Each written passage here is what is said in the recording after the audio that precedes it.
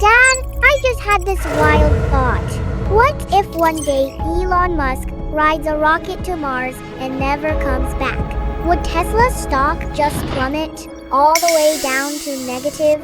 Haha, that's a bit dramatic. But honestly, it's a serious question. A lot of investors quietly worry. If Musk were suddenly gone, would Tesla still be worth what it is today? So buying Tesla now, is it kind of like hiring Elon Musk as your personal life coach? While he's around, everyone feels safe. The moment he quits, the company suddenly loses its backbone. Some people do see it that way. But if you only treat Tesla as a personality stock, you're going to seriously underestimate its fundamental base and seriously overestimate how long one person alone can hold it up. So, can you help me figure this out? Is Tesla just a story stock riding on the founder's charm? Or is it a business that could survive even if the boss retired or vanished? Alright, today we'll look at Tesla from a professional investor's perspective. We'll break it down and see what parts are extra credit from Musk and what parts are structural advantages that can keep running even without him. Let's start with the 3 most common misconceptions.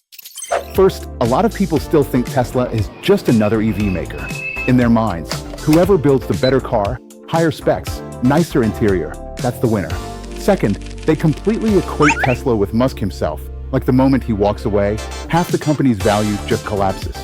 Third, they evaluate Tesla like they're shopping for a gadget. They only stare at spec sheets, range, screen size, interior quality, sound system, and assume the one with the most features automatically wins. So, bigger screen means better. Bigger battery means better. Better looking interior means better. That's all it takes. Here's the thing. If you only use home appliance thinking to judge cars, you get dragged around by every new brand and spec.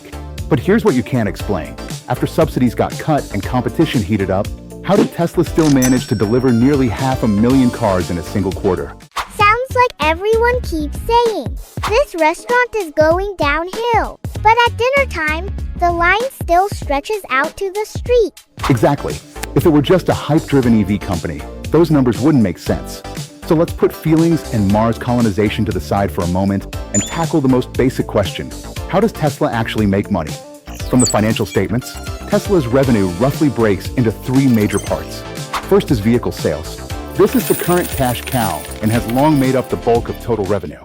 Model 3 and Model Y do most of the heavy lifting. So the first layer of logic is, as long as the cars keep selling and the margins don't look terrible, the company is at least living pretty well? Yes, but stopping at that first layer isn't enough. The second piece is software and autonomous driving, what we usually call FSD. You mean the thing where you've already driven the car home, but if you want it to be smarter, you pay extra every month? Exactly. Right now, it's not the biggest slice of revenue, but almost all the valuation disagreements come from this part. The bears say, at this stage it's still essentially full self-driving. There's a long way to go before true robot access. The bulls say, once safety and regulation are cleared, FSD stops being an optional feature and turns into a subscription that can sit on every Tesla. So the skeptics think it's just collecting some revenue up front, while the believers think it might evolve into a long-term recurring service fee? That's a fair way to put it. Software burns a lot of cash up front in R&D, but once it's built, the cost of each new paying user is far lower than building another car. The third piece is energy, storage, battery solutions, and energy management systems. So it's not just, here's your car, it's more like, while we're at it, let's help design how your home or business uses electricity too. Right. In the short term, it's not the main character. But over time, it helps Tesla rely less on pure auto cycles and adds something more stable to the mix. So to sum it up, cars are the visible, tangible cash flow today.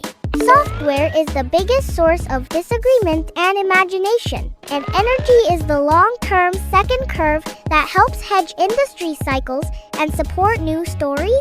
Yeah, that's pretty close to how professional investors tend to see it.